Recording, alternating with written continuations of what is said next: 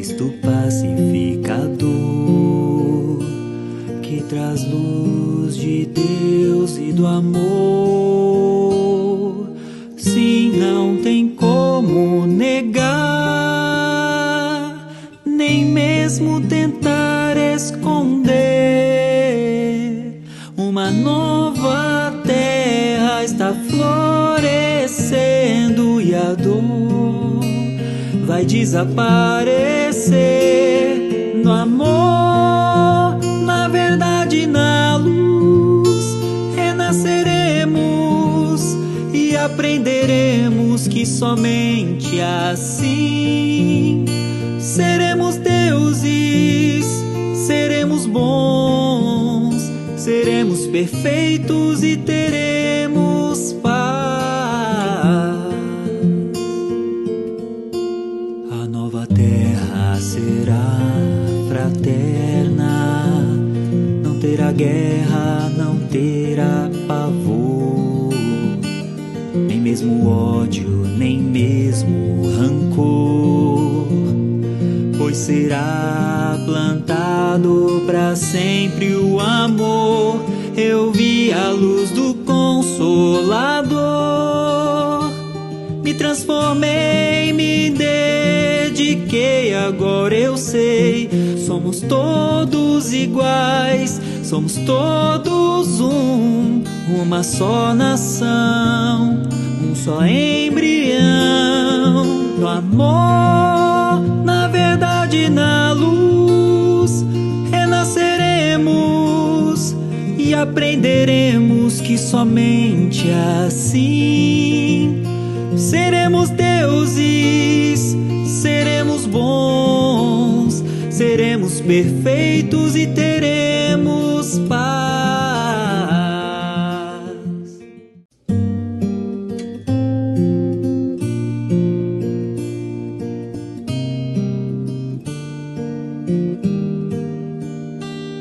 Chegou aos nossos corações a paz, o perdão e a verdade. Chegou o Cristo pacificador, que traz luz de Deus e do amor. Sim, não tem como negar, nem mesmo tentar esconder. Uma nova terra está florescendo e a dor vai desaparecer. No amor, na verdade, na luz, renasceremos e aprenderemos que somente assim seremos deuses, seremos bons, seremos perfeitos e teremos paz. A nova terra será fraterna, não terá guerra, não terá pavor, nem mesmo ódio, nem mesmo rancor, pois será plantado para sempre o amor. Eu vi a luz do Consolador, me transformei, me dediquei, agora eu sei, somos todos iguais, somos todos uma só nação, um só embrião. No amor, na verdade, na luz, renasceremos e aprenderemos que somente assim.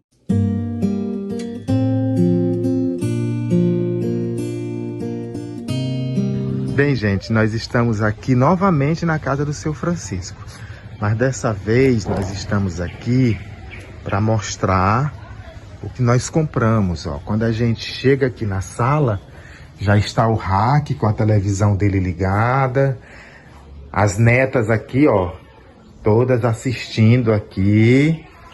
Aí quando a gente vai, a gente vê aqui o quarto deles, Tá vendo? A cama bonita, tudo bonito aqui, ó. Aqui nós temos o guarda-roupa. Aqui é o primeiro quarto, já todo mobiliado. Aí nós vamos, ali tá o banheiro, já mostrei de outra vez, o banheiro muito bonito. Aqui nós temos um segundo quarto, também completamente mobiliado, ó, com a cama, tudo bonito. E aqui está, ó, o outro sofá aqui nesse espaço onde eles fazem a comida a lenha. Aqui, ó, a piazinha, um pequeno armário, e aqui tá a cozinha toda montadinha, ó. Mesa, 4 cadeiras, a geladeira, cônsul.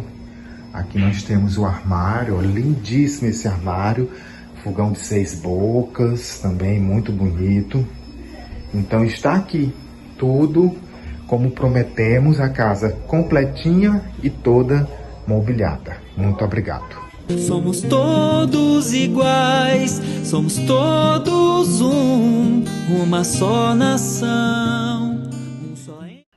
Antes da gente falar da volta de Jesus, acho que a gente tem que fazer um histórico desse ser que é tido como o governador planetário. Na verdade, Jesus não é apenas o governador planetário, ele é o Logos Galáctico hoje, é um espírito extremamente respeitado pelos extraterrestres. Então, muito do que eu vou dizer para vocês, eu aprendi com os extraterrestres com que eu tenho contato. E de tudo que a gente conhece, né, sobre este espírito, eu tenho certeza que ele é uma das maiores hierarquias celestes do universo que atualmente a gente habita. É um espírito extremamente voltado ao amor incondicional, ligado na manutenção e na criação da vida de forma harmônica e equilibrada. E a gente pode dizer que ele se aproximou, como diz o Emmanuel, no livro A Caminho da Luz, psicografado pelo Chico Xavier, Jesus aproximou-se do planeta Terra em 2 momentos. O primeiro, na criação do planeta, quando ele deu forma ao projeto divino de reconstruir esse planeta que havia sido acidentado aí por um choque, a gente sabe disso, um choque de uma lua de um planeta maior com um planeta aquático gigantesco, chamado pelos sumerianos de Tiamat. Os extraterrestres chamam de Shan esse planeta, não Tiamat. Aliás, é o nome que a Terra ainda tem para eles, Shan, que significa água, no idioma de alguns dos planetas confederados da nossa galáxia.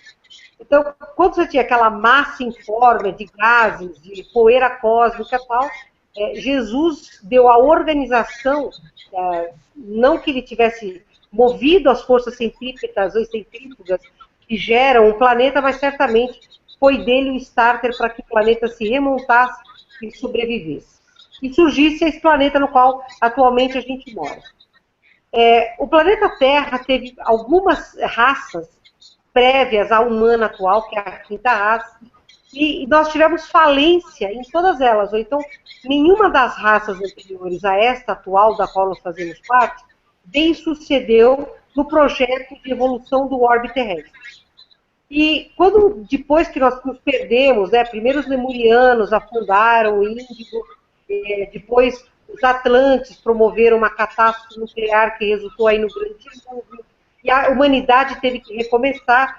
E o grande dilúvio, ele ocorreu ao mesmo tempo em que havia a maior tempestade solar do nosso sistema registrada nos últimos 4 ou 5 bilhões de anos. É muito tempo. Então, quando nós estávamos com a nossa magnetosfera fragilizada, devido ao bombardeio atômico promovido pelos atlantes em guerra entre eles mesmos, essa magnetosfera foi incapaz de nos proteger da violência dos raios solares. E como dizem os extraterrestres, esta violência desses raios acabará alterando o nosso DNA, nos desconectando da nossa essência e nos projetando num recomeço que se deu logo após o dilúvio bíblico, registrado aí, tendo Noé, o seu artífice, que guardou o banco de dados de DNA de praticamente todas as raças que hoje existem, todas as espécies, melhor dizendo, que existem hoje no planeta Terra. Esse recomeço foi feito já sem a Terra contar com a assistência de extraterrestres, porque eles não podiam, de forma aberta, como faziam antes, se comunicar com os terrícolas daquela época. Homo sapiens sapiens, que estavam recomeçando a sua jornada nas grandes civilizações antigas que houveram. Ainda que eles não pudessem ter um contato aberto, porque a Terra era considerada um planeta rebelado, e, portanto, hostil, proibido para as naves confederadas, isso não significava que as naves não confederadas não pudessem aportar aqui. E aportaram mesmo, né? Principalmente os reptilianos, o dragão chamado de Draco, que estão aqui na Terra, e são os draconianos, que são declarados como os ETs do mal. Tá? Mas não, do mal nós também somos, porque a gente não pode dizer que a raça humana é estritamente do bem. São seres em evolução como nós, que se alimentam do poder. Então, nós estamos nessa rota muito difícil de evolução. Oi. Com licença, quem tiver com o microfone aberto, desligue para somente Mônica ficar falando, porque na gravação depois isso dá problema. Eu quero pedir, tem gente aí com o microfone aberto, vamos deixar somente Mônica com o microfone dela aberto e vamos fechar o de todo mundo. Feche seu microfone, vamos deixar só o de Mônica. Obrigado. Bom, então continuando. Então, nós estávamos no momento em que predominava claramente o mal sobre o bem, a força sobre o direito, e a humanidade é dividida em classes sociais muito determinadas, os nobres e os outros, e os serviçais no meio, né, que não eram nobres, mas também não eram escravos. Nós estávamos tendo uma estagnação desta raça. E, inclusive, discutia-se em concílio se valeria a pena manter esta raça que era claramente defeituosa. E é mesmo. Nosso DNA comporta um erro de projeto que faz com que a parte do nosso cérebro responsável pela materialização das nossas emoções, que é o sistema límbico, ele tem um delay, quer dizer, tem um tempo de reação muito curto. Então, a gente não usa do filtro do nosso pré-frontal, né, que fica aqui, e que é a aquisição do Homo sapiens sapiens, a gente não usa desse filtro, a gente repete reações, como se a gente estivesse num círculo vicioso, né, cachorros correndo atrás da própria cauda. E isso estava se perdurando por tempo demais. Então, houve um concílio em que discutia-se a exterminação, o extermínio da raça humana, porque ela não poderia dar nada melhor do que isso, os espíritos que fossem melhorzinhos seriam trasladados para outros mundos e a Terra recomeçaria com uma nova civilização. E Jesus pediu que desse um tempo para essa população, para essa raça, porque ele via o potencial que essa raça tinha. Então ele se auto-outorgou a missão de vir ao mundo, nascer como um humano, claro, um humano diferenciado, obviamente, mas passar pela trajetória de nascimento, crescimento, envelhecimento e morte, e nesse estágio que ele viveria conosco, ele traria o despertar da consciência cósmica, ou seja, ele nos traria para uma consciência de que somos filhos do universo, que temos múltiplas existências, que aquilo que plantamos vamos ter que colher, que a única lei que existe que pode nos trazer a paz e, portanto, a felicidade e o progresso é a fraternidade. Fora da fraternidade não há salvação. E para que ele pudesse vir ao orbe terrestre e nascer de uma mulher, né, terrestre, de um homem, teve que haver todo o preparo da Terra, porque a psicosfera era pior que a de hoje. Por incrível que pareça, tinha muitos menos bilhões de seres aqui, porque hoje nós somos cerca de 15 bilhões, e esse volume de pessoas na época era muito menor, entre encarnados e desencarnados, e a psicosfera era pior. Tinha espíritos de muito maior quanto negativo do que nós temos hoje. Então, teve que haver um preparo no mundo, e seres de luz e seres extraterrestres recolheram estes espíritos piores, trancafiando-os numa colônia chamada A Cruzada, que fica sobre o Oriente Médio, que vive até hoje, o que a gente sabe, de guerras e mais guerras, de ódios, de preconceitos, de estagnação moral. E lá realmente encarnam espíritos extremamente necessitados de uma forja forte para poderem se libertar dos próprios ódios e preconceitos. Então, quando Jesus está tudo pronto, né? Passam-se 1000 anos, a cruzada está pronta, os bandidos estão presos, os menos bandidos estão soltos, encarnando e desencarnando. é escolhido, então, aquela que seria a família ascendente de Jesus, cujo DNA comportaria a formação de um corpo de muito maior quanto energético. Para vocês terem uma ideia, Jesus passou esses 1000 anos se miniaturizando em energia para poder gerar um corpo que comportasse a vida aqui no planeta Terra na terceira dimensão. 1000 anos para ele se miniaturizar, o quanto energético que Jesus tem. No dizer dos extraterrestres, nem o Sol de Betelgeuse tem a energia que Jesus tem. Então isso é uma coisa super importante a gente ter noção. E nesse momento de preparo, vários espíritos se voluntariam para vir ser os precursores de Jesus, e uma se voluntaria para ser a sua genitora, que foi conhecida como Maria aqui na Terra. Já um espírito bem avançado em termos evolutivos, ela já era um cristal, ela já tinha desenvolvido o amor incondicional, e ela se oferece como voluntária para receber Jesus. E Maria acaba nascendo numa casa de uma família, cujos pais eram judeus não ortodoxos, pelo contrário, eles tinham uma visão muito ampla. A mãe de Maria era idosa, né, assim como seu pai, então teoricamente eles não poderiam ser geradores, e a Ana de repente engravida, e esse engravidar da Ana deve-se a um trabalho de intervenção, vamos chamar de extraterrestres da época, ou de anjos, daquilo que vocês quiserem. Ela engravida e Maria consegue nascer.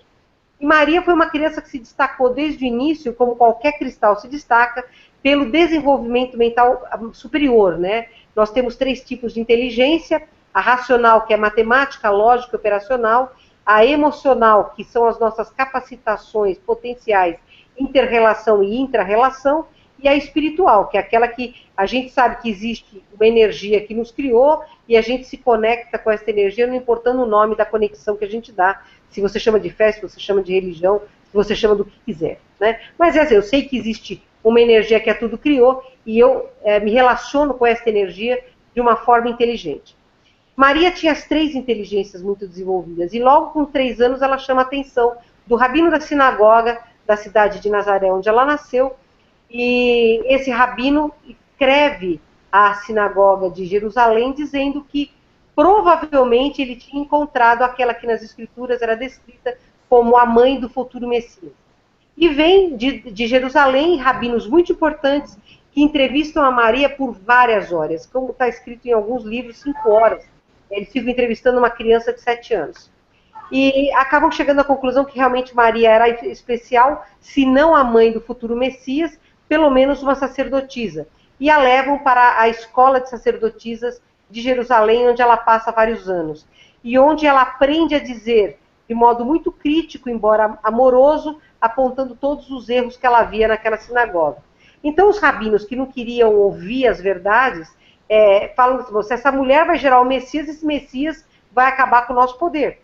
Então, diz as escrituras que o Messias nascerá de uma virgem, então para que isso não suceda, nós temos que casar Maria. Tem que casar Maria, porque aí ela casa e ela deixa de ser virgem, então naturalmente o filho dela não será considerado Messias.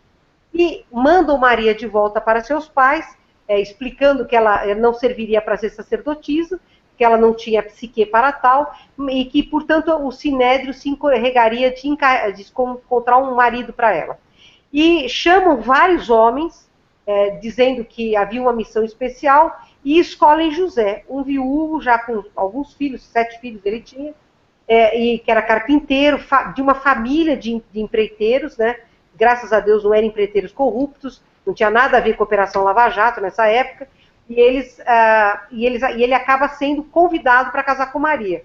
E ele fica chocado, ele fala: como é que eu vou casar com Maria? Eu já tenho 7 filhos, eu não quero casar mais, eu era apaixonado pela minha esposa, não pretendo construir núpcias. E aí o rabino fala para ele: meu amigo, se você se recusar a um pedido pessoal do Sinédrio, vai ser muito difícil para você conviver conosco, e vai ser muito difícil para a gente mandar obras para você e para os seus irmãos. Então José é amorosamente conduzido a ser marido de Maria. E ele é apresentado na casa de Maria, dos pais dela, conversa com os pais dela, e quando Maria entra na sala e ele a vê, ele é tomado de uma emoção profunda, de um amor muito forte, muito intenso, muito respeitoso. Ele reconhece em Maria um anjo, e ele naquele momento aceita se tornar o marido dela para protegê-la de um mal que ele pressentia que o Sinédrio queria fazer. O que tinha interessante nessa história é que os pais de Maria eram essênios. Não essênios de morar na comunidade essênia, mas essênios no sentido em que eles acreditavam em todas todos os paradigmas, em todos os dogmas que os essênios pregavam. A fraternidade, o trabalho do bem, o autoconhecimento, o conhecimento, né? A vida simples e despojada. E eles trabalhavam assiduamente junto ao grupo essênio que morava perto da casa deles. José também era ligado aos essênios, mas de outra cidade, de Genezaré. E ele então foi falar com o monge Mor, né, o prior Mor, sobre isso, e o prior Mor diz para ele: José, casa-te com ela, porque ela é a mãe do Messias. Ele fala: eu vou ser o pai do Messias? Isso não, ela é a mãe do Messias. Então José vem e contrai o noivado com Maria. E Maria é levada para morar na casa de José até que ela se tornasse mulher. Maria não tinha tido a sua primeira menstruação ainda. Nesse ínterim, José pega junto com os irmãos uma empreitada longe de casa, aproximadamente 8 meses fora. E Maria está lá cuidando dos filhos de José. Maria era muito amorosa, né? Ela era muito mais nova que os filhos dele. Ela se torna madrasta de um bando de gente. Tinha 2 filhos que não a aceitavam, então eles logo vão embora, e já estavam em idade, um deles tinha 17, outro tinha 16, já estavam em idade de trabalhar, foram ser pescadores com um dos irmãos do José, que era pescador. E Maria está lá um dia na casa dela, tranquilinha, fazendo seu bordadinho, e não tinha porta, tá? Então que o anjo bate na porta é mentira, porque as casas não tinham porta. Mas ela escuta chamar Maria, Maria, na verdade ele fala Miriam, Miriam, que é o nome dela, né?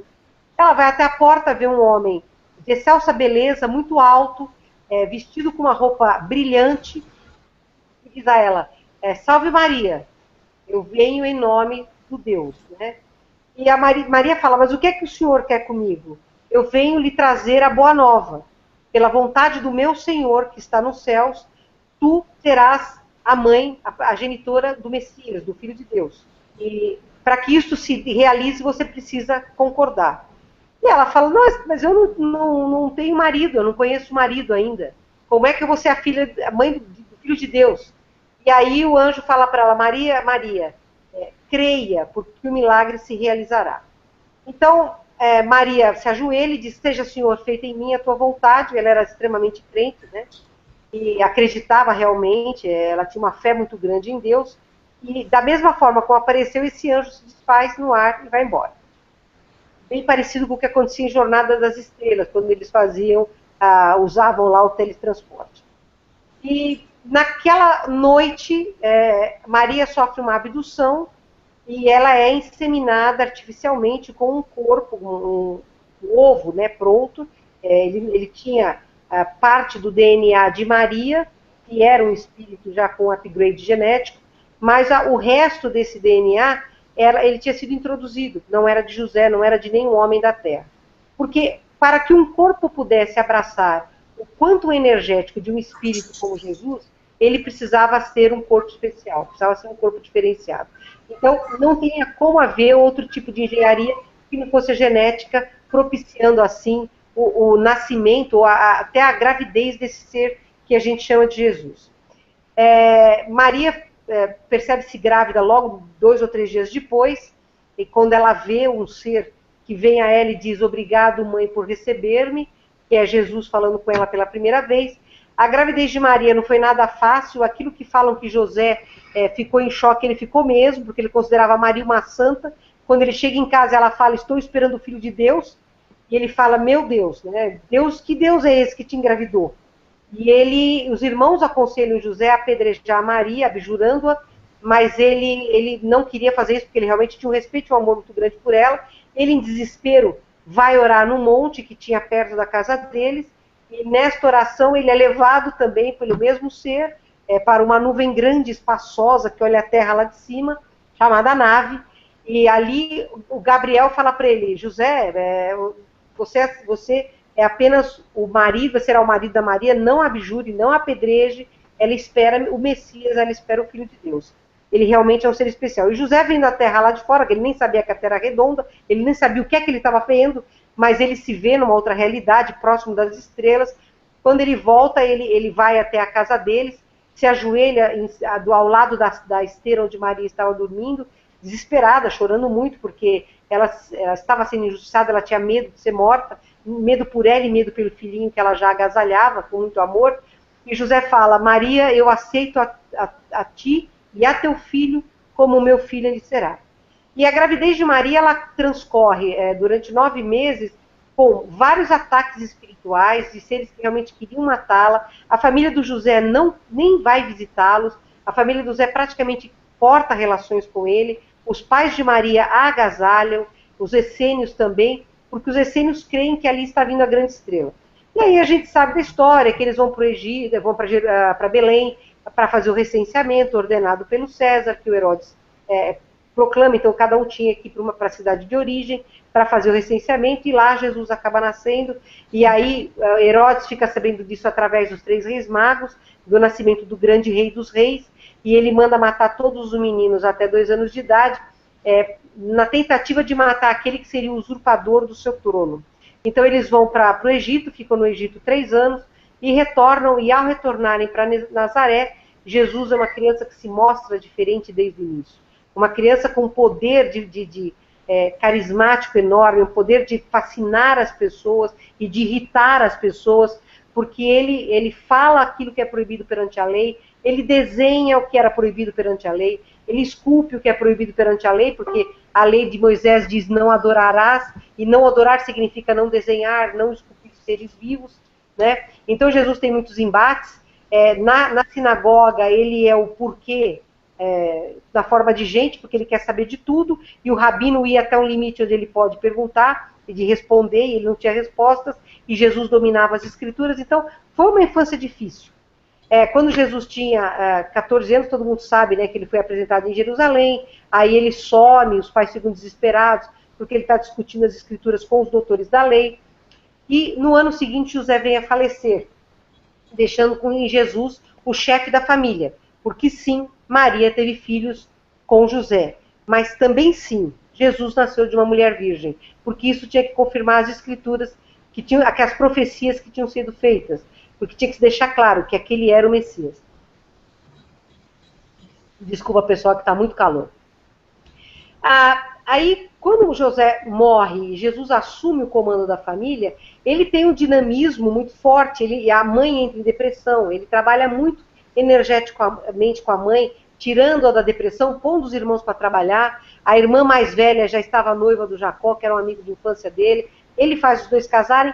Quando a família fica independente e estável, ele fala para a mãe que é chegada a hora dele seguir agora o caminho da missão do pai. E ele vai para a Índia, vai para o Nepal, vai para o Tibete, atravessa a Pérsia, onde ele conhece também Zoroastro, e volta para Jerusalém, já com todo o seu potencial mediúnico desenvolvido, com o conhecimento que ele adquiriu nesta viagem pelo Oriente, e com o conhecimento superior, que ele tinha uma missão a realizar. Ele volta, logo ele procura João Batista, que era a voz do que clama no deserto, né, um índigo puro, que falava mal de todo, assim, falava claramente contra o erro, e porque ele não tinha jogo de cintura, ele acaba sendo decapitado por Herodes. E Jesus é batizado por ele num momento extraordinário, né, em que até voz direta ocorre, com naves circulando no céu, porque ali o Cristo vinha à Terra. Havia a junção do Jesus homem com o Jesus Cristo. E começava ali o messianato de Jesus, que dura um pouquinho mais de 3 anos. Jesus vem a falecer com 36 anos, embora existam lendas que dizem que ele estava vivo quando ele foi retirado da cruz e que ele terminou a vida dele na Índia, mas eu prefiro ficar com a versão do Emmanuel, do André Luiz e de outros espíritos de luz, que falam que realmente ele faleceu na cruz, e realmente eu me lembro exatamente disso, porque eu vivi na época de Jesus. Também estive lá fazendo besteiras, né? Mas Jesus deixa algumas coisas muito importantes, não apenas para os discípulos, mas na última vez que ele fala com os 500 da Galileia, 500 pessoas que, passado aquele período em que Jesus esteve com os seus discípulos, terminando a formação deles, fortalecendo-os como grupos e como indivíduo, né? Ele se reúne e em 500 pessoas junto ao monte, ele fala a elas sem abrir a boca, ele fala telepaticamente. Era a primeira vez que Jesus assim fazia, falando telepaticamente, em dialeto, e cada pessoa ouviu mensagens pessoais dessa comunicação, mas o que Jesus disse foi: eu me vou e deixo os meus para que eles carreguem a boa nova. Amem-se uns aos outros como eu vos amei, e isto os mostrará como meus discípulos. Levem a esperança, plantem a esperança, e vocês não estarão sós. Em verdade, eu vos digo, onde 2 houverem em meu nome reunidos, ali estarei eu também. Em verdade, eu vos digo, eu vou, mas eu retorno. E nós ficamos aí num hiato, sempre esperando a volta de Jesus, né? E essa volta de Jesus, que vai voltar em corpo físico? Essa é a primeira pergunta. Segundo, é necessário que ele volte em corpo físico? Terceiro, qual validade teria a volta dele em corpo físico? Né? E ele vem numa nave ou vem numa nuvem? Que ele é um extraterrestre. Aliás, extraterrestres somos todos nós. Nenhum de nós é evolutivo primário da Terra. Então, dizer que Jesus é um ET é o óbvio, né? É muito simples de entender, porque no próprio livro dos Espíritos está escrito que muito provavelmente qualquer um de nós seria já um evolutivo primário da Terra. Portanto, nós também somos extraterrestres. Agora, o retorno de Jesus vai se dar em corpo físico? Eu acho muito pouco provável. Primeiro porque Jesus teria que passar por todo um processo de engenharia genética de novo para gerar um corpo compatível com a 3D terrestre, que é muito pesada. Para os próprios extraterrestres que têm corpo físico e que vêm trabalhar conosco em projeção astral, falam da dificuldade que tem com a psicosfera pesada que nós estamos hoje na Terra. Então, eu descarto que Jesus venha em corpo físico. Portanto, ele não vai vir numa nuvem, nem numa nave. Ele vem com uma consciência. Na verdade, é uma consciência crística que vai assomar. Ah, mas ele falou que ele viria. Ele falou que ele ia voltar. E ele nunca mentiu. Então, eu também acho que ele nunca mentiu. Mas eu não consigo antever um retorno de um ser humano, adâmico, tridimensional, chamado Jesus, para separar os vivos dos mortos, os bons dos ruins.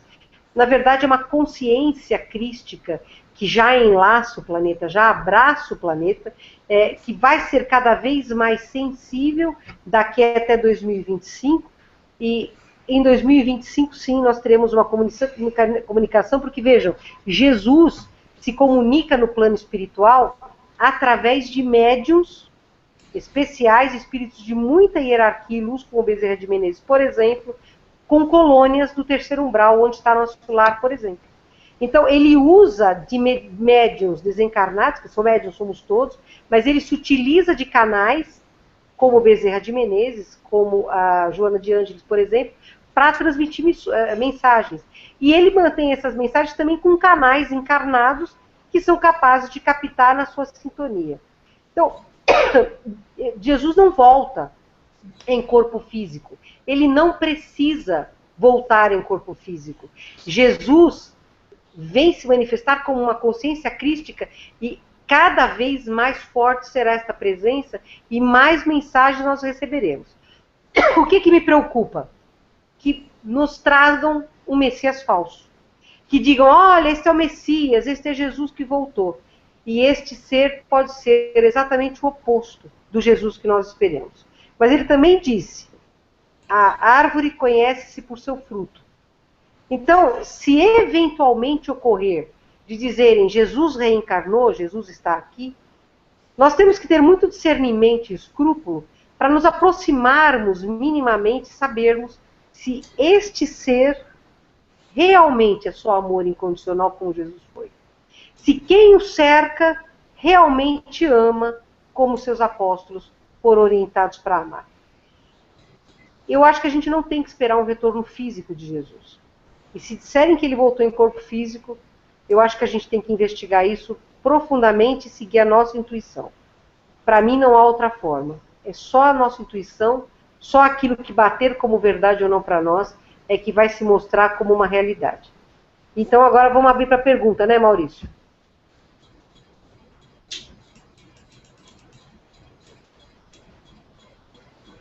Tá me ouvindo, Maurício? Vamos abrir para pergunta? Alguém quer falar alguma coisa?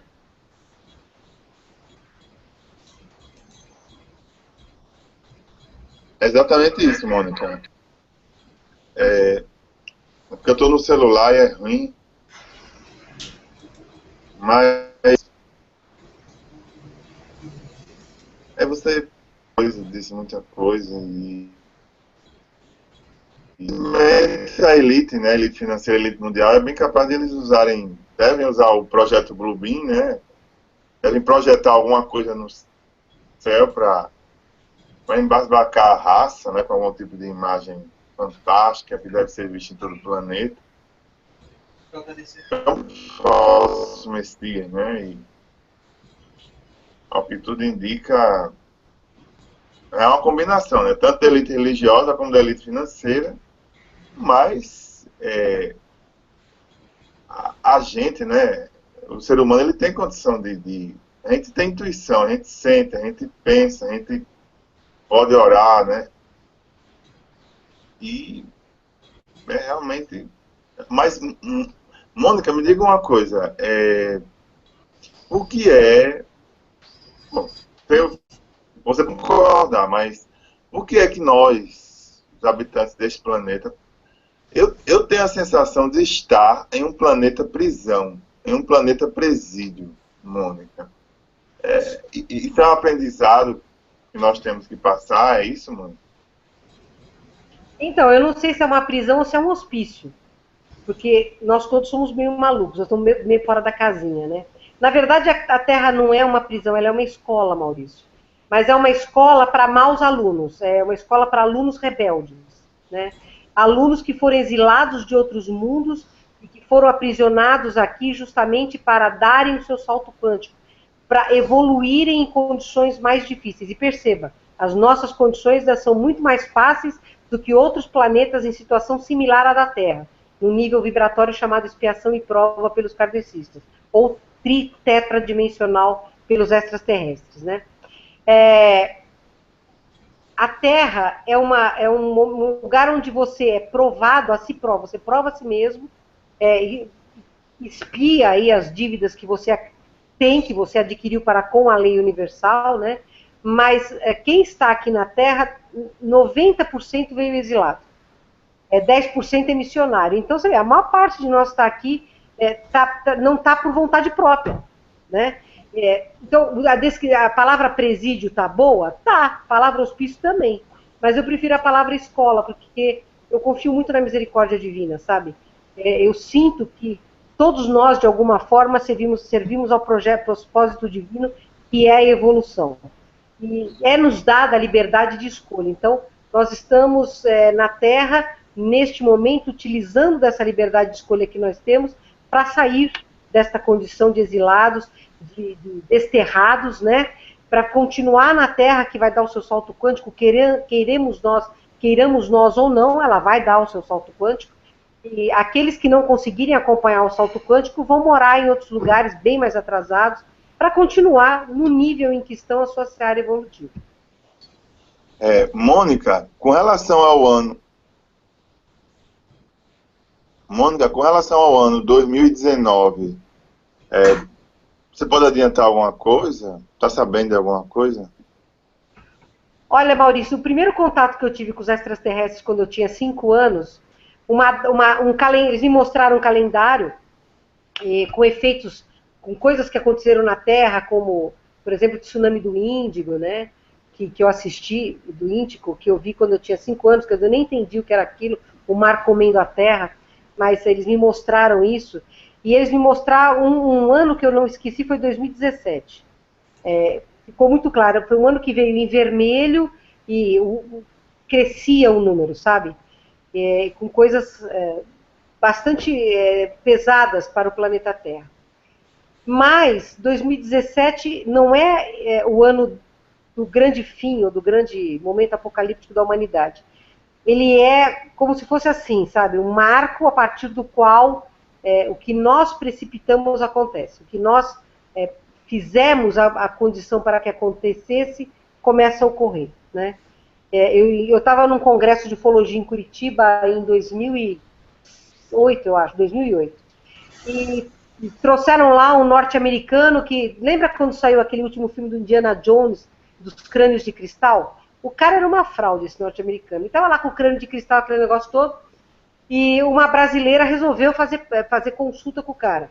E ele pediu a minha ajuda para traduzir. Essa mulher ficou, ela se sentiu muito mal durante o atendimento dele. Aí eu saí com ela, coloquei ela dentro do elevador, deu um blackout. Caiu a luz, caiu a energia. Minutos depois voltou, e eu esqueci que eu tinha posto a Vera dentro do elevador, esqueci de tudo. 2 horas depois vieram me chamar que essa senhora, o nome dela é Vera Zimmer, ela estava no hotel, na cobertura do hotel, em surto psicótico. Aí eu subi, quando eu fui conversar com ela, ela falou: Mônica, nossa, quanto tempo você não envelheceu nada. Eu falei: cara, você me viu faz 2 horas atrás, como é que eu podia ter envelhecido? Ela falou: Mônica, que roupa é essa que eu estou usando? Eu já dei essa roupa há muitos anos. Eu falei: Vera, mas espera aí, essa roupa você estava com ela meia hora atrás. Não, aonde que eu estou? Você está em Curitiba, num congresso de ufologia. Ela: não, Mônica, eu não estou. Eu estou em Camboriú salvando homens no mar do tsunami, junto com homens peixe. Tem um homem peixe que é seu amigo, o nome dele é Agon. Ela não tinha a menor possibilidade de saber que eu tinha contato com um extraterrestre chamado Agon, que é anfíbio. Eu nunca tinha falado isso. Aí ela começa a descrever o que ela estava vendo. Tinha um tsunami grande, tinha cometido a costa brasileira, e muitas pessoas estavam no mar, que o mar tinha invadido e tal. Porque um vulcão tinha pegado fogo, que tinha entrado em combustão no Pacífico.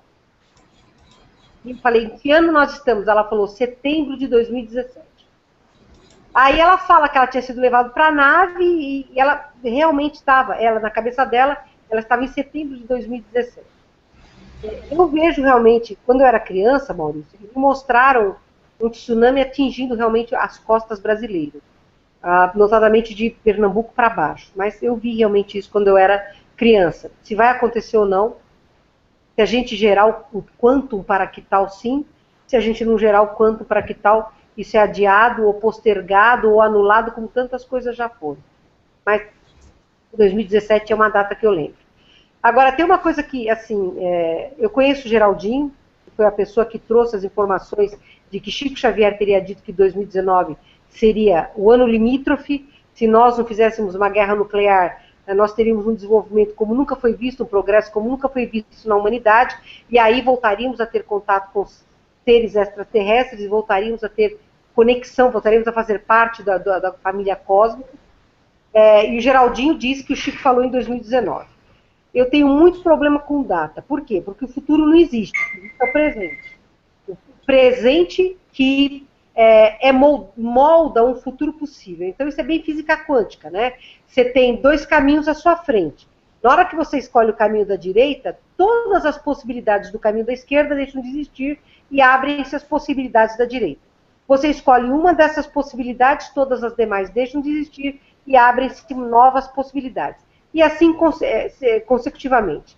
Hoje como hoje, você falando com os extraterrestres ou com espíritos de luz, eles dizem claramente: o futuro da humanidade não está definido ainda, porque não há massa crítica, nem para a luz, nem para a escuridão. Não há massa crítica. O futuro da Terra está definido. A Terra se tornará um planeta de regeneração. Então a Terra faz seu salto quântico. E a humanidade não está definida. Então, nós vamos no sentido em que se gerar a maior massa crítica. Se a maioria da humanidade acreditar que haverá uma hecatombe nuclear, essa hecatombe torna-se quanticamente possível de ocorrer. Se a maioria da humanidade acreditar que nada vai acontecer, esta é a possibilidade maior. Então depende de se formar esta massa crítica. Por isso que o Chico falou: se nós não criarmos uma terceira guerra mundial nuclear, se fizermos uma guerra nuclear, então nós entraremos num período de progresso como nunca antes visto. No agroglifo, não sei se vocês viram, no ano passado, em Prudentrópolis, no Paraná, os extraterrestres desenharam um agroglifo bastante complexo, que mostrava 2 esferas se interpenetrando, né, fazendo uma intersecção, e 4 esferas na lateral de uma delas, em degradê de tamanho. E no centro dessa intersecção havia uma esfera maior, simbolizando um planeta. Toda vez que os extraterrestres colocam esferas em tamanhos diferentes, do maior para o menor, eles estão fazendo um calendário. Foram 4 esferas. 4 esferas. No ano de 2015, no mês de setembro. Somar 4, você vai para 2019. O que eu interpreto disso é que eles estavam colocando a terceira dimensão numa esfera, a quarta dimensão na outra, se interpenetrando, com a Terra no meio. E isso a gente chama de fenômeno da interface. O que é o fenômeno da interface? Eu não sei se algum de vocês está passando por isso, eu gostaria até de ouvir, se estiverem. Nós estamos vivendo a terceira dimensão, normal, no nosso dia a dia, no nosso cotidiano. De repente parece que tudo para, e nós passamos a ver e viver uma outra realidade que é diferente da realidade verdadeira, tridimensional. Quer dizer, você está ali olhando para a pessoa, para o seu computador, para a pessoa que você está conversando, para o trânsito, no shopping, não importa onde você está ali. Essa realidade é como que congelada e você passa a ver uma realidade diferente, num local diferente, onde você interage com pessoas que você normalmente não conhece. E isso são frações de segundo e terminam. A gente chama isso de interface. Terceira e quarta dimensão se interconectando. Então é exatamente isso que o agroglifo de Prudentópolis mostra. A Terra na intersecção da terceira para a quarta dimensão daqui a 4 anos. Ou seja, 2019. Bate com o que o Chico Xavier falou. Embora eu não goste de datas, porque, como eu falei, não há massa crítica, quer dizer, não tem uma definição de data, a probabilidade de 2019 ser a data realmente em que haja um turning point para a história da atual humanidade, eu acredito como bastante real e verdadeiro.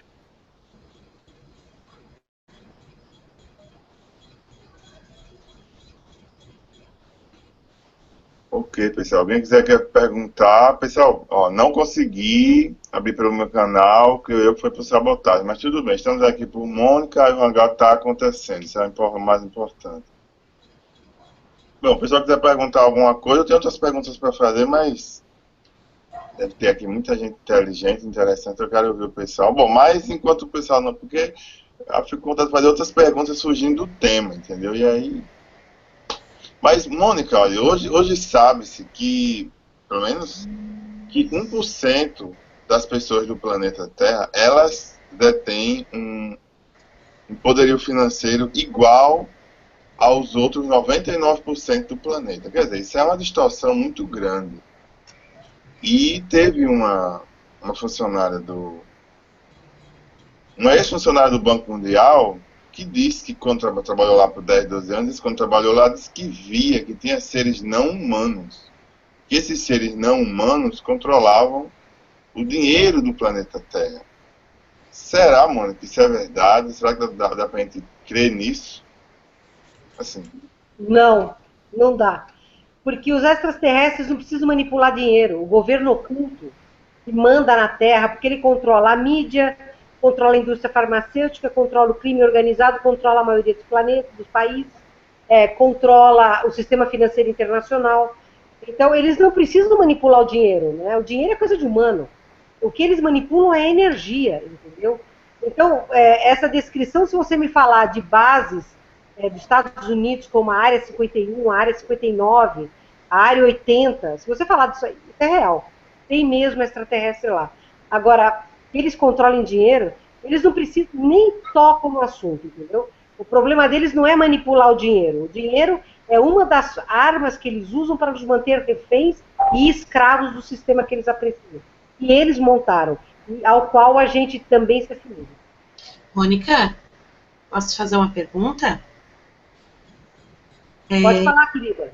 Na verdade, como você relatou sobre todas essas informações que vêm de uma hierarquia, né, que eu acredito que seja através dessa hierarquia planetária como nós temos hoje, como a senhora define, como que a senhora coloca, ou como a senhora pode nos explicar, que interferência que nós passamos hoje na questão de Marte, como a senhora falou, que eles perderam o planeta através da bomba, né, fazendo as mesmas, como é que eu posso passar a informação? Mesmo a questão de guerra, a questão de fome, aonde que Deus, nessa hierarquia de todos esses planetas que tem, que a gente não consegue enxergar, que existe vida lá, e que, por que eles perderam nessa sintonia que nós estamos carregando para a gente, que seria para a gente essa desgraça, né, entre aspas,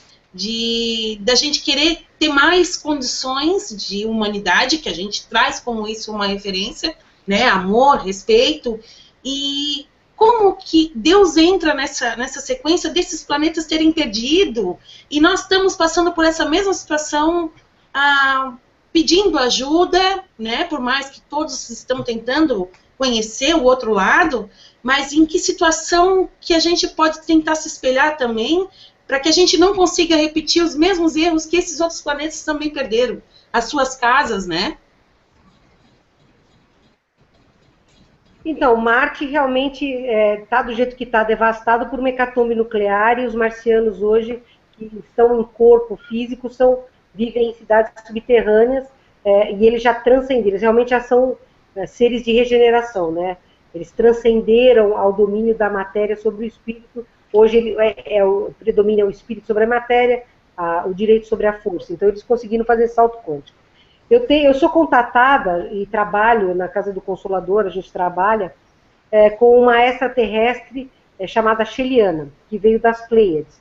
E ela conta pra gente que o planeta dela vivia no lado oposto da nossa galáxia, e eles destruíram o planeta também numa guerra nuclear. Só que eles já tinham dominado viagens interplanetárias, então, quando eles viram para onde estava arrumando o negócio, que era realmente a destruição planetária, aqueles que acreditavam que ia acontecer essa destruição acabaram imigrando do planeta deles, e eles sabiam que existia um planeta que reunia condições da raça deles colonizarem, que fica aí nas Pleiades, orbitando Maia, né, um dos solos chama Maia, ele orbita a Maia, e eles conseguiram fugir para lá, então eles fugiram em cerca de 12 mil pessoas do planeta dela. E o resto, quem não conseguiu fugir, realmente o planeta foi destruído e ali morreram, e isso gera uma perda quântica acentuada, não tem como salvar tudo, quer dizer, tem muita energia que acaba se perdendo nesses momentos terríveis. Agora, perceba, nós escolhemos a forma como a gente evolui, tá? É livre-arbítrio mesmo. Então, a gente evolui mais fácil ou mais difícil em relação diretamente proporcional ao nosso grau de lucidez. E essa lucidez é sempre acompanhada de um necessário autoconhecimento. Quem não sabe quem não vai conseguir nunca evoluir, porque vai ficar repetindo os seus erros ad eternum, até que alguma coisa grande desperte. O que a gente não pode esquecer nisso tudo, e é importante que se repita, nós vivemos dentro de um quanto energético perfeito chamado fonte criadora, ou Deus, como a gente chama aqui na Terra. Eu perguntei para a Sheliana como é que eles definiam Deus. Então ela falou, Deus é a energia perfeita que existe em cada subpartícula atômica de tudo que existe. O Deus que existe nos quarks do Sol é o mesmo Deus que existe nos quarks dos vírus. A diferença é a quantidade de quanto energético que essas duas formas de vida diferentes têm. Então ela falou, nós somos reflexos individualizados da fonte criadora, portanto somos todos apenas um. O que a gente tem que entender é que Deus está em nós. Nós é que não estamos em Deus. Porque nós estamos tão atoleimados com essa individualidade que a gente crê ter, que a gente acaba não refletindo Deus. Jesus foi um cara que refletiu Deus. Ele refletia Deus claramente em todas as suas ações. Por isso que ele falava, já não sou eu que falo, mas é meu Pai que em mim vive, que fala por mim. Não é que ele estava canalizando Deus, ele estava simplesmente refletindo a fonte criadora. Né? E isso é importante a gente entender. Então, Deus, na verdade, nós todos servimos ao propósito divino. Até o mal, sem querer, serve o bem. Até o caos, sem querer, serve a ordem. Né? Como Jesus disse, o mal há de haver, mas ai daquele que praticar, isso é muito claro. Quer dizer, nós não precisamos sofrer para resgatar as nossas dívidas. Nós podemos fazer o resgate através da compreensão e da ação amorosa. Que é isso, em suma, que Deus quer. Que a gente gere amor, é isso que alimenta o universo. Mas, se a gente não compreende isso, a roda de Sansara, que é o karma, acaba colocando no nosso caminho alguém tão igual a nós, que pensa, sente como nós, e que nos projeta na roda kármica. Que passa nesses outros planetas, e nós, terrícolas, podemos vir a passar também, né, com a exaustão de uma raça, o planeta se liberta dessa raça para poder continuar existindo, é escolha. Como muito planeta deu o seu salto quântico sem precisar disso. A Chilena mesmo fala, ela diz uma raça hostil e primitiva gera uma transição planetária violenta. Uma raça mansa gera uma transição planetária branda, né?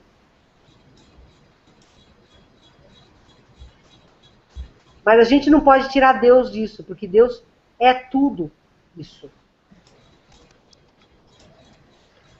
Eu sei que é uma pergunta, muito, deve ter uma resposta meio óbvia, mas em oração, se eu precisar de Jesus e solicitar Ele em oração, Ele vem e ajuda-me, não é isso? Ele...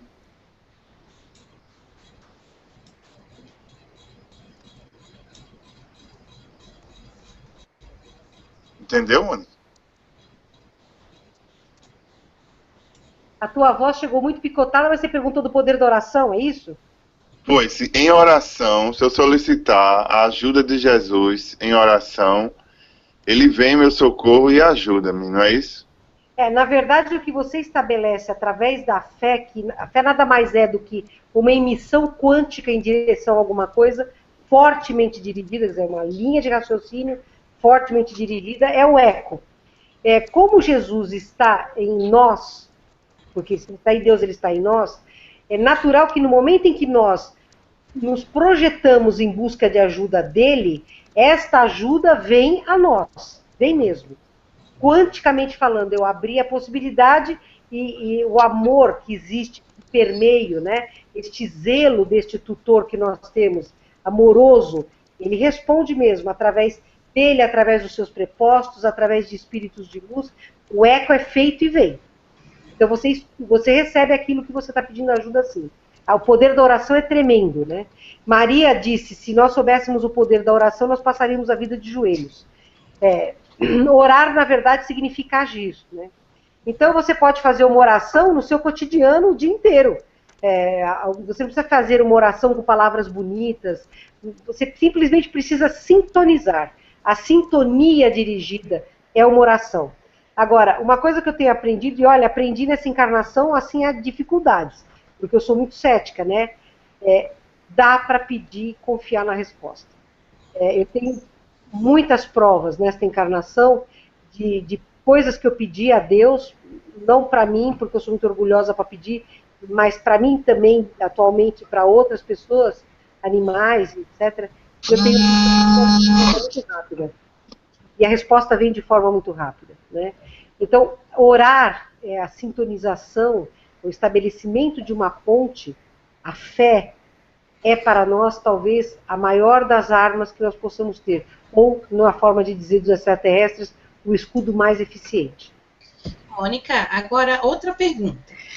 E para nós existiu essa história tão grandiosa que foi Jesus, Maria, José, como é que a gente pode enquadrar esse mesmo comportamento nessas outras raças? Como é que Deus, esse Supremo Maior, chegou na consciência deles que ele é o maior de todos na energia cósmica maior, né? Porque para a gente teve uma história. Para nós nasceu Jesus, né? Maria, José, e nessas hierarquias maiores, nesses planetas, como é que tem essa história? Ou passa despercebido só como uma margem maior de um Deus superior? Tem uma explicação para isso? Tem sim. Então, na verdade, né, este universo foi criado por um preposto divino, né? Da maior parte, da hierarquia mais alta, do último andar, vamos dizer assim. Então, quando Deus projeta a necessidade de um novo universo, quer dizer, o propósito divino, a vontade divina, são os seus seres, filhos, os seus prepostos, que dão forma a esse ideal divino. Então, Deus é o abstrato e os filhos dele são concretos. Deus é o infinito e os filhos dele são finitos, não finitos em espírito, porque o espírito é eterno. Tudo que Deus cria é eterno. Tudo que seus prepostos dão forma tem tempo limitado, tá? Então, essas hierarquias vieram de universos mais antigos, com o conhecimento da existência de Deus. E esse conhecimento é inerente a todos nós, mônadas, no momento em que nós nos apartamos da fonte criadora. Quer dizer, nós sabemos que existe uma raiz maior que a tudo abraça, que tudo congrega, que tudo comanda, e nós saímos, né? Nós somos projeções dessa energia. O conhecimento consciente é desenvolvido ao momento em que você atinge a consciência do que eu falei do desenvolvimento da inteligência espiritual. Então, assim como ocorreu para nós terrícolas, aconteceu nos outros planetas, e essas hierarquias que vieram do penúltimo universo, nós somos o último, né? O mais jovenzinho. Do penúltimo universo para cá, essas hierarquias transmitem o conhecimento. Existe uma emanação da onde todos nós somos provenientes. Gente, se vocês me perdoem, eu vou responder a pergunta da Andréia e da Cristina Rodrigues e da Andréia Oliveira. A Cristina pergunta se as cirurgias espirituais são feitas por ET ou por espíritos desencarnados. Pelos dois, Cristina. Tanto extraterrestres como espíritos desencarnados de luz fazem as cirurgias espirituais. Na Casa do Consolador, eles fazem juntos. Andréia Oliveira, você pergunta se eu posso falar um pouco sobre algumas sensações que nos acometem nesse tempo de transição, tais como irritação, confusão e muito cansaço. Andréia, nós estamos vivendo um momento de guerra no plano astral. A luz e a sombra estão brigando, é guerra mesmo, pelo poderio planetário. Então, esta distorção energética acentuada que ocorre na quarta dimensão muda a psicosfera planetária e atinge diretamente a todos nós. Então, a sensação de cansaço, dor de cabeça, tontura, sensação que você vai desmaiar, uma falta de vontade, um desânimo, uma desesperança, uma irritação, são consequências dessa psicosfera que nós estamos vivendo e que, perceba, nós alimentamos. Então, é um caminho de mão dupla, né? A guerra está correndo solta do lado de lá e aqui, psicosfericamente, nós estamos refletindo esta guerra, infelizmente.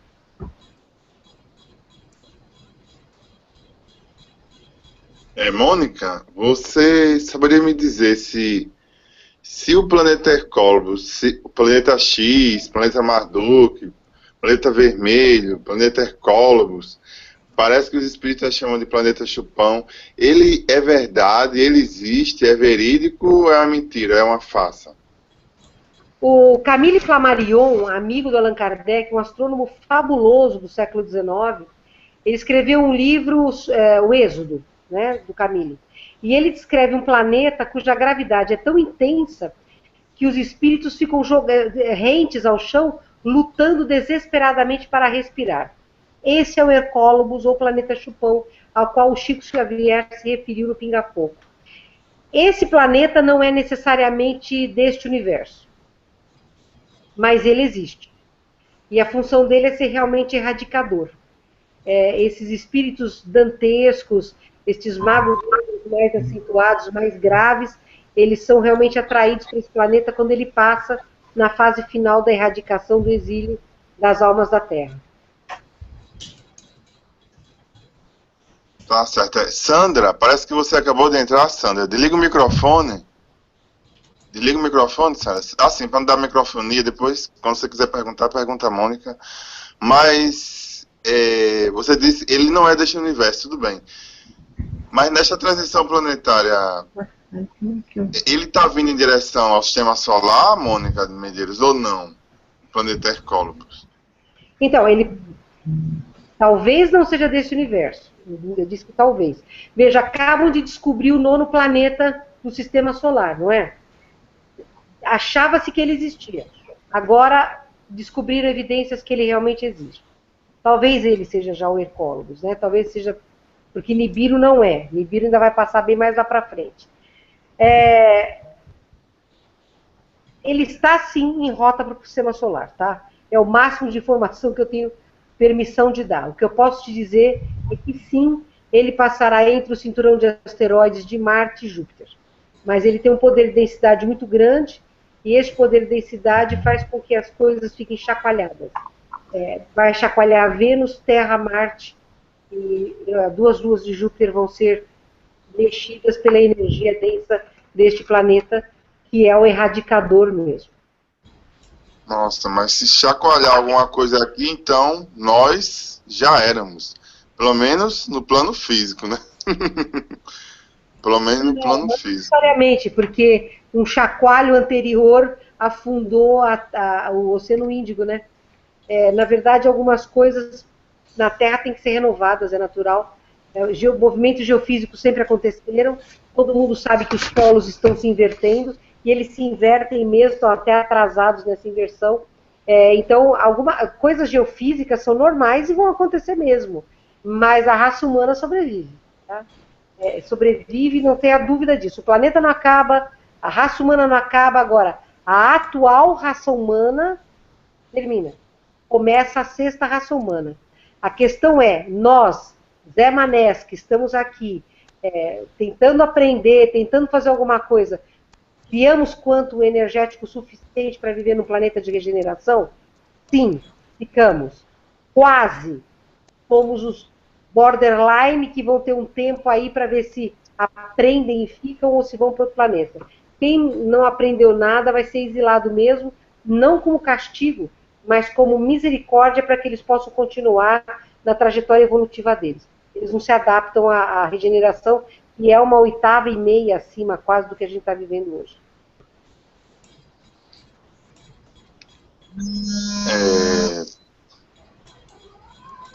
Oi. Bom, sim, Mônica, eu me lembrei. Mônica, você poderia confirmar,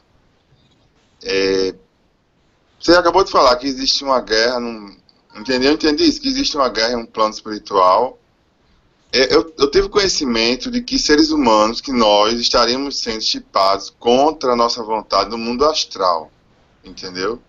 E foi uma entrevista minha de meia hora, mas uma entrevista fantástica. Infelizmente, o YouTube apagou, foi-se embora, não baixei o vídeo, perguntei se alguém tinha baixado, não consigo recuperar. Terrível, uma menina que, ela disse que viu o pessoal no auditório sendo chipado e pegaram ela, levaram para um quarto, interrogaram ela, perguntando por que ela estava acordada e conseguia ver o que estava acontecendo. Mas você tem essa informação, Mônica, se estão chipando seres humanos contra a nossa vontade no mundo astral, isso é verdade?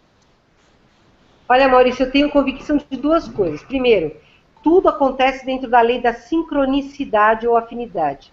Então, ninguém chega no meu campo que não seja afim a este campo.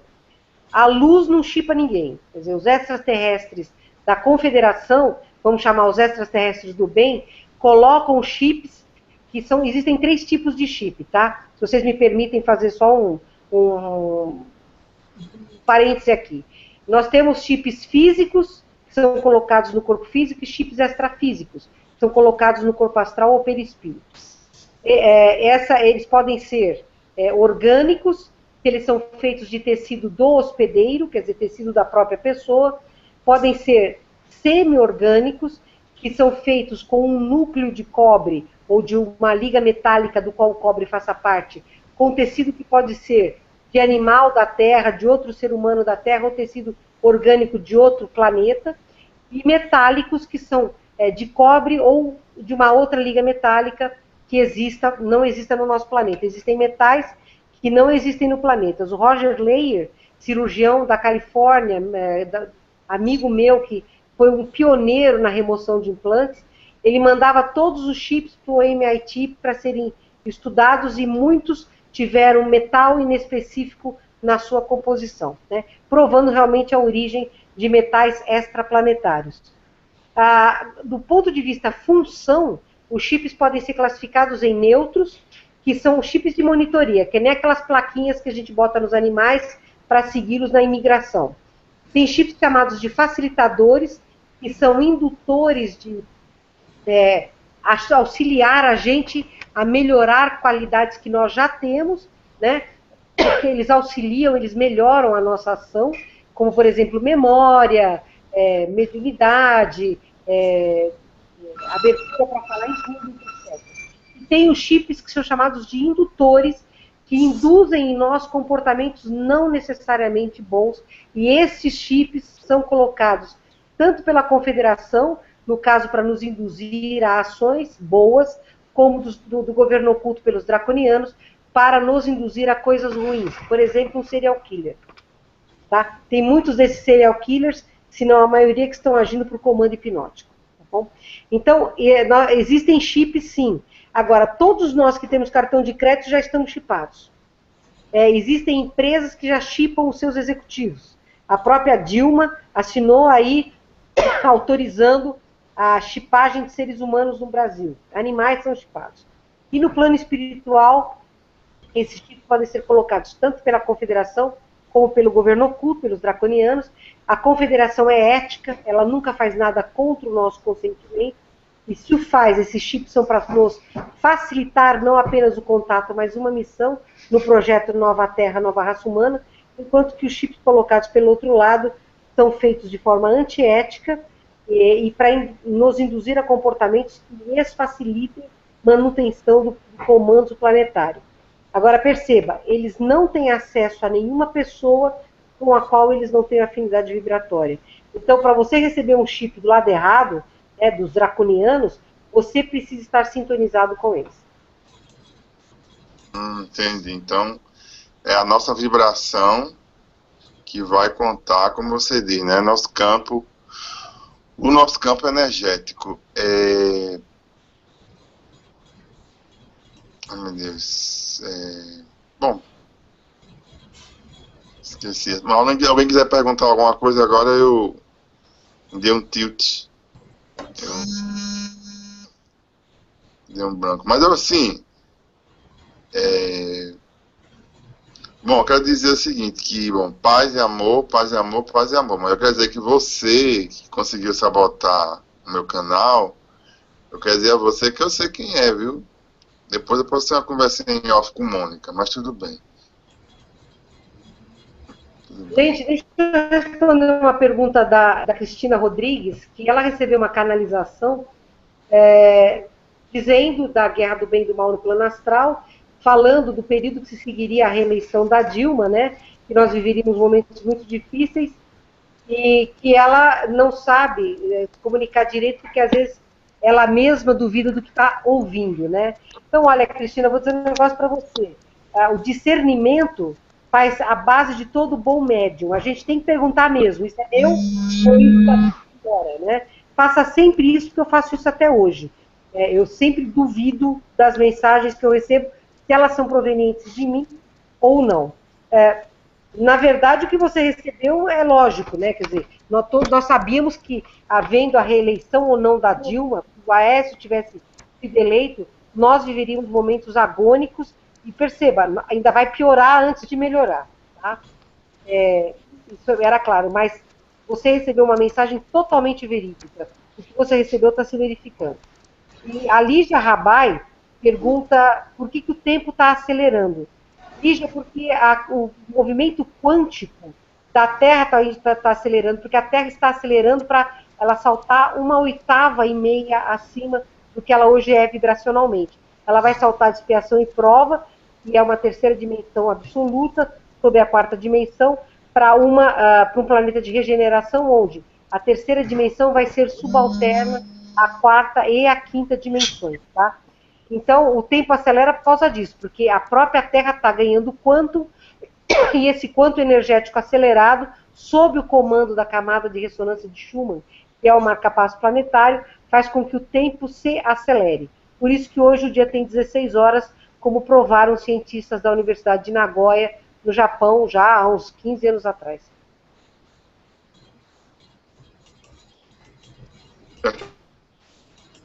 Mônica, o que você está falando, como assim, o planeta Terra, a gente vai receber um feixe de luz, um feixe de fótons, alguma coisa vai banhar o planeta e nós vamos desencarnar do corpo físico e vamos imediatamente entrar numa dimensão superior, mais sutil. Quando você diz salto quântico, esse salto quântico, o que seria isso? Assim, você poderia explicar um pouco mais? O salto quântico significa você passar de uma vibração densa para uma vibração mais etérea, né? Não vai morrer todo mundo, não. Claro que bilhões sucumbirão, mas bilhões sobreviverão, porque a vida vai continuar na Terra. As crianças cristais que já nasceram e que estão nascendo já são o protótipo da nova raça humana.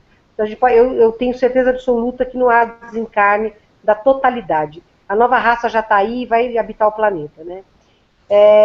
Também não vai ter aquele negócio de as naves vão baixar e vai ter arrebatamento, os eleitos vão entrar na nave. Não tem eleito, extraterrestre não tem eleito, não. E eles obedecem ao propósito divino, eles obedecem aos ditames evolutivos, né? E seguem isso de forma muito absoluta. Então, a separação do joio e do trigo vai ser quântica.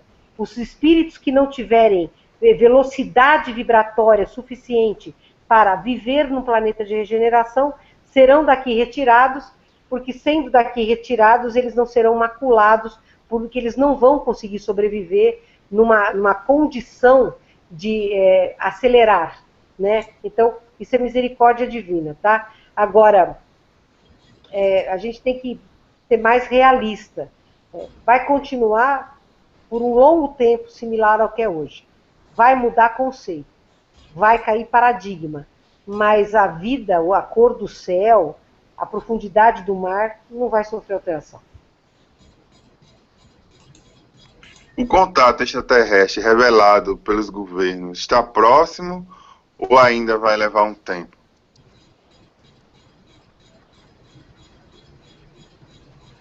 Ô Maurício, está mais próximo do que já teve há uma década atrás. Se tudo correr como se espera, de não havendo uma guerra nuclear, por volta de 2025, ou talvez até um pouco antes, existe esse contato em massa. Porque aí a humanidade vai estar preparada para a convivência com seres diferentes. O inconsciente coletivo já está sendo formado agora, né? Fala-se de abdução, as crianças falam de extraterrestre por causa dos desenhos animados, por causa dos filmes. Então, o inconsciente coletivo da humanidade quanto à vida extraterrestre já está sendo formado. É claro que se aparecer um ET no evento público de ufologia, metade desmaia e a outra metade tenta passar pela porta, né? Porque o medo é óbvio. Mas que este consciente está sendo formado, não tenha dúvida. O fato dos abduzidos não estarem mais tendo amnésia total do evento, mas lembrando dos eventos, lembrando de mais de um evento, prova que há uma mudança no contato, uma mudança na rotina dos contatos e das abduções, visando exatamente o estabelecimento de um inconsciente coletivo que propicie o contato em massa dentro de alguns anos.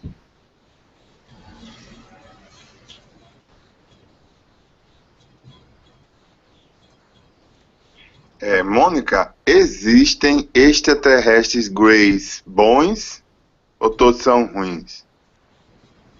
Não, existem bons sim. Os greys são uma raça que mora na constelação de Zeta Reticuli, que são apenas racionais, né? Eles se desconectaram da inteligência espiritual, da inteligência emocional, eles não acreditavam mais na eternidade da alma, porque nem na alma eles acreditavam, então eles começaram a fazer clones para a manutenção da vida dos seus corpos. E perderam a diversidade biológica por causa disso. Uma raça que perde a diversidade biológica está condenada ao extermínio. Como os insetoides se sentiam responsáveis por isso, porque eles induziram os greys a alguns comportamentos, eles acabaram ajudando os greys a encontrar DNA raiz. E um dos DNAs raízes encontrados nesta galáxia é justamente da humanidade terrestre, né, que tem, o nosso DNA é misto de muitas raças. Então, os greys vieram para cá inicialmente para coletar material genético para fazer híbridos para salvar a sua própria espécie. Chegaram aqui, se encontraram com os draconianos, né, um poder grande, e somaram forças. A justa medida em que a Confederação retornou à Terra, a partir de 45, já começando a atuar até com abduções e o preparo da nova raça humana e da nova Terra, os greys começaram a mudar de lado. Então, hoje você tem GREIs que trabalham para as confederações, quer dizer, para a confederação, são GREIs do bem, entre aspas, e GREIs que trabalham para os draconianos, que são GREIs do mal, também, entre aspas.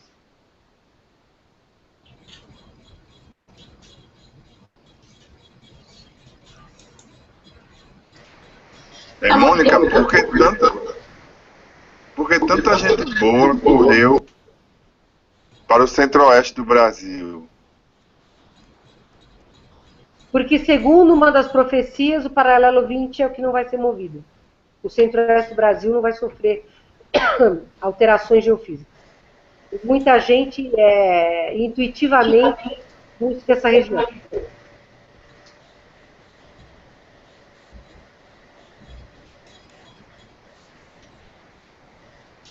Mas isso é verídico, Mônica? Isso é verdadeiro pela parte do que eles passaram para ti? Será que não vai ser afetado aquela parte mesmo? Tem esse Você hoje, maior? moraria no litoral? Não, eu não moraria no litoral. Mas também não iria para o Planalto Central. A gente perguntou para a Sheliana, né? Porque a nossa vontade é sair da cidade grande. A gente mora em Santo André, que faz parte da Grande São Paulo, né? Então, assim, a poluição sonora, ambiental, emocional, é tudo muito ruim. Mas você tem muita possibilidade também de estudo, de cultura, etc. E a gente tem esse plano de sair da cidade de São Paulo e ir para o interior, um lugar bem quietinho, com água, né, para fazer as nossas plantinhas, cuidar dos nossos animaizinhos. E eu falei isso para a Sheliana pegou e falou assim, mas você foi preparada para o momento da maior necessidade? No momento da maior necessidade você vai fugir e se esconder? Então, não importa muito para onde você está indo. Você tem que estar no lugar certo, na hora certa, para cumprir com a sua missão existencial, com a sua programação existencial, entendeu? Eu não moraria no litoral, porque a gente sabe que o tsunami vai vir. Mas tem um rapaz, desculpa, Mônica, mas tem um rapaz que ele está movendo através da internet com que eles façam uma cidade planejada para ter toda essa estrutura, essa infraestrutura, né, para debaixo da terra. Fora, nos outros países, isso já ocorre? Já tem essa cidade terrena, né, na parte da crosta terrena?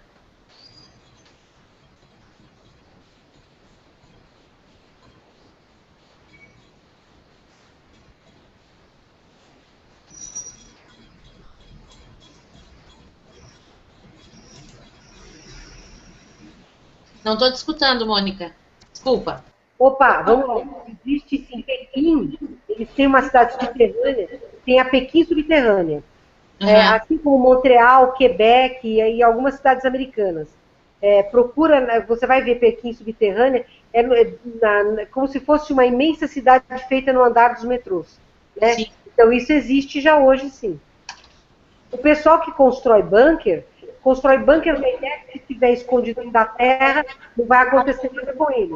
Acontece que não importa o que esteja, entendeu? Você vai ter, no momento da transição, você ser retirado daqui ou não quanticamente. Não tem nada a ver com o lugar onde você está escondido. Você pode estar escondido num bunker aí a 50 quilômetros de profundidade, e se você tiver que ser exilado, vai ter um derrame, parte, vai morrer e você vai embora daqui em espírito. Sim.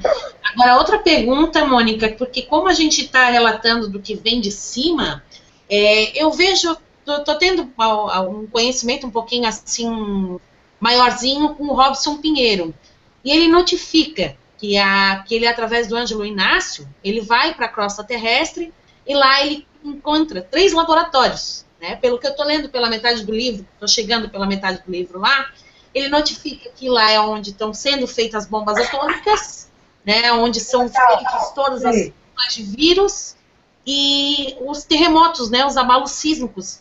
Isso também interfere muito através desses espíritos menos evoluídos do que a gente, que possam trazer essa quantidade de energia para modificar também esse sistema nosso da Terra aqui. Então, isso é possível sim, né? A gente sabe a ideia tecnológica, como o próprio vírus de Chagas, que é possivelmente um vírus de laboratório. A gente sabe do projeto HARP, que é capaz de promover terremotos, como aconteceu na Baixada Fluminense, ali na Serra Fluminense, há anos atrás, né? Então, esses laboratórios do plano espiritual existem, tá? E eles realmente estão em contato com humanos que sintonizam com eles para manter o domínio planetário. Sim. Ok.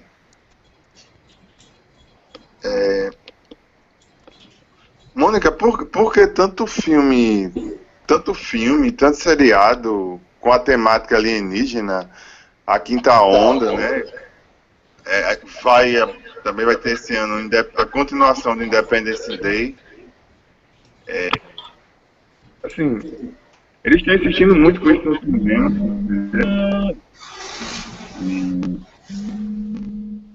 Oi, então, Maurício. Na verdade, assim, existem dois caminhos para você interpretar isso. Primeiro, querem evitar que a gente idolatre ETs da Confederação que venham aparecer na Terra. Então, cria-se um inconsciente coletivo para você temer essas raças, e se elas aparecerem, Jesus nos acuda, né? Jesus nos abane porque não tem para onde ir.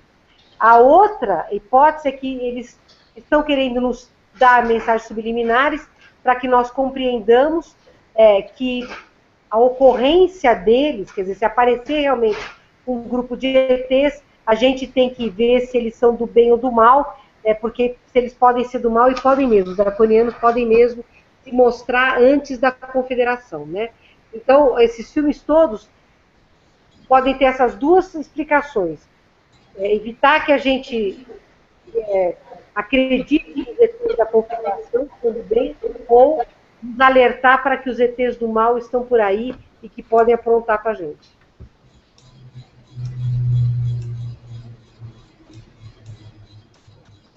Então, mas... Tá ok, Mônica Medeiros. Mônica, agora outra pergunta. Saiu agora, faz eu acho que uma semana e meia, eu até mandei para o José Gevaert, que apareceu um vídeo com várias numerações no céu nos Estados Unidos, com vários números, e falam que tem a ver com esse rapper, né, que eu não sei se tem... O que quer dizer aquela numeração, se tem a ver com esses ETs já notificando para a gente que estão chegando em quantidade absurda, porque a quantidade de números que tinham precisavam de ter, acredito que muitas naves, né, porque elas começavam a aparecer bem fraquinhas e conseguiam depois ficar bem nítidas, onde conseguiam botar cada dígito de número. Isso tem alguma razão? Isso tem algum fundamento? Olha, esse vídeo está sendo considerado como fake, tá? Como falso. Ah, tá. Tá? Não tem nada que possa trazer como se eles quisessem chegar para a gente notificando um tempo, né? Como se fosse um relógio, né?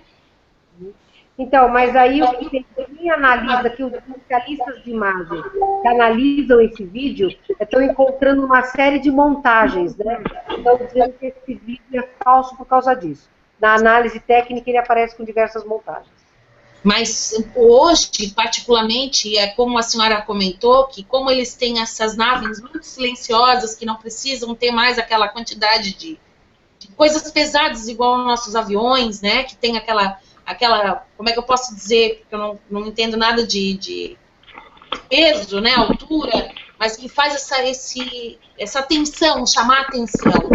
Mas perto de todas essas informações que nós temos hoje, um texto que está na internet, de eles notificando que existe essas naves chegando, porque aqui no Campeche uma amiga minha conseguiu filmar em cima do aeroporto, uma nave um pouquinho mais escurinha assim, jogava entre o vermelho, o amarelo e o azul, acho que ficou uns 15 minutos em cima da casa dela ali, bem perto do aeroporto, na posição do mar ali, e ela disse, será, amiga, que é? Então, pra gente aqui em Santa Catarina, a gente já está tendo esse contato maior com eles também? Opa, então, sim, tá? O número de avistamentos está aumentando bastante, pessoas de todos os lugares, de diferentes crenças, diferentes níveis culturais, estão relatando avistamento. Então, é aquilo que eu te falei, eles estão criando o inconsciente coletivo para nos preparar para o contato. Sim, e tem uma previsão para com que eles consigam ter esse contato maior com a gente em menos de 5 anos? Que a gente consiga, porque a história de Varginha ficou muito mesclada, né? Pela mídia, não querendo notificar com que isso fosse verdadeiro. O José Javerte já confirma que isso realmente tem uma história confirmada, realmente que caiu lá. Então fica um paradigma, né? Eu acredito que uma questão de ficção, né? Uma historinha em quadrinho. E que a gente acha que isso não vai ter uma comunicação maior. E se tiver como é que nós vamos interagir ou ter um princípio? Porque como a senhora falou que tem do bem e tem do mal, em que posição que a gente pode também se preparar para essa chegada deles? Com muito discernimento, né? Não idolatrando, porque eles não são deuses, não são anjos. São seres de evolução como nós, com poder tecnológico superior a nós, com poder mental superior ao nosso, alguns com evolução superior à nossa, né? Então a gente tem que ter muito discernimento. Na verdade, assim, eles estão buscando contato com a gente. Eles querem muito esse contato.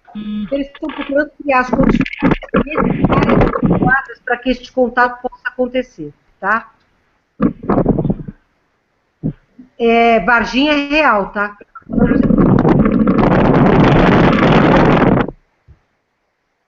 Opa! Desculpa, Mônica, não consegui. Mônica, tem um rapaz aqui, o nome dele é Everson Jacinto. Ele pediu para perguntar o seguinte: pergunta a ela sobre as dimensões. Eu entendo as dimensões para cima e para baixo. Seriam relacionadas à crosta terrestre, a Shambhala e outras cidades? Para cima, terceira, quarta dimensão, e para baixo, onde se encontram, como são? Ele está perguntando sobre as dimensões, Mônica. Então, a gente vive na terceira dimensão quando a gente está encarnado, que é a crosta terrestre e este mundo material que nos cerca. Nós vivemos na quarta dimensão quando nós estamos desencarnados ou mortos e quando nós nos projetamos para fora do nosso corpo físico a cada dia que a gente dorme. Então, a gente transita entre a terceira e a quarta dimensão, né? Já facilmente. Os seres de segunda dimensão e primeira dimensão, os de primeira dimensão são... Existem a mineral, por exemplo, o vegetal já começa a ser um pouquinho de segunda, mas a primeira dimensão é basicamente o mineral. O litoral, o reino vegetal, ele transita entre a terceira e a segunda e a terceira dimensão. E nós, os animais, transitamos entre a terceira e a quarta dimensões, tá?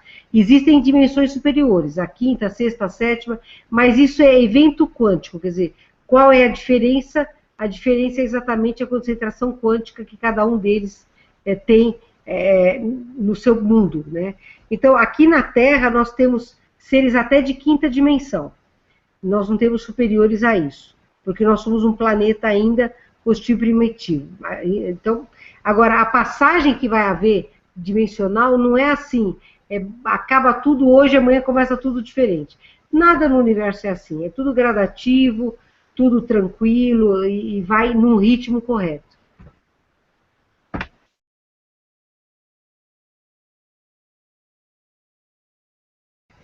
Gente, amanhã eu tenho que estar às 8 horas da manhã no hospital. Aí, se a gente pudesse fazer só mais uma pergunta, porque eu preciso dormir, senão amanhã eu não raciocino.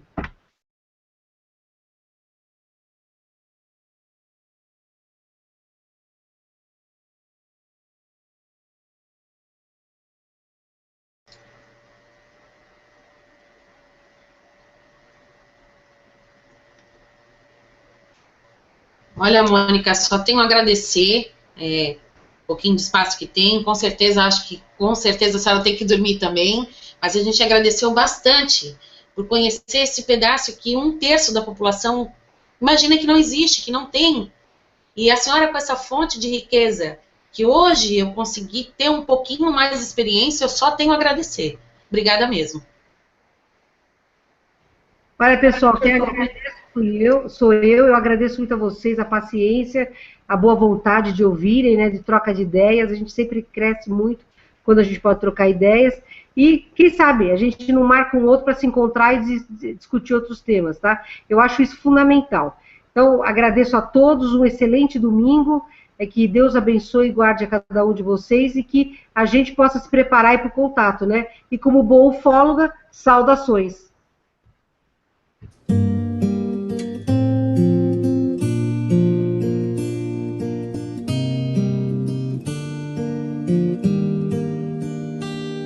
Chegou aos nossos corações a paz, o perdão e a verdade. Chegou o Cristo pacificador, que traz luz de Deus e do amor. Sim, não tem como negar, nem mesmo tentar esconder. Uma nova terra está florescendo e a dor vai desaparecer. No amor, na verdade, na luz, renasceremos e aprenderemos que somente assim seremos deuses, seremos bons, seremos perfeitos e teremos paz. A nova terra será fraterna, não terá guerra, não terá pavor, nem mesmo ódio, nem mesmo rancor, pois será plantado para sempre o amor. Eu vi a luz do Consolador, me transformei, me dediquei, agora eu sei, somos todos iguais, somos todos uma só nação, um só embrião. No amor, na verdade, na luz, renasceremos e aprenderemos que somente assim.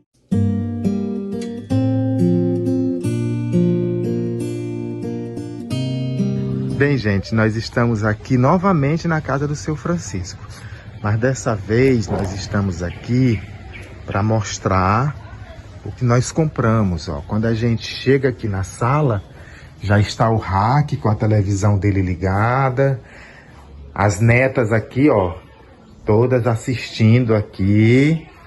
Aí quando a gente vai, a gente vê aqui o quarto deles, tá vendo? A cama bonita, tudo bonito aqui, ó. Aqui nós temos o guarda-roupa. Aqui é o primeiro quarto, já todo mobiliado. Aí nós vamos, ali tá o banheiro, já mostrei de outra vez, o banheiro muito bonito. Aqui nós temos um segundo quarto, também completamente mobiliado, ó, com a cama, tudo bonito. E aqui está, ó, o outro sofá aqui nesse espaço onde eles fazem a comida a lenha. Aqui, ó, a piazinha, um pequeno armário, e aqui tá a cozinha toda montadinha, ó. Mesa, 4 cadeiras, a geladeira, cônsul. Aqui nós temos o armário, ó, lindíssimo esse armário. Fogão de 6 bocas, também muito bonito. Então está aqui tudo como prometemos, a casa completinha e toda mobiliada. Muito obrigado.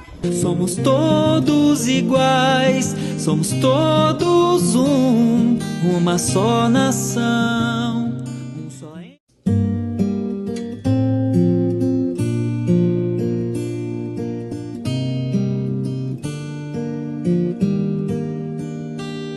Chegou aos nossos corações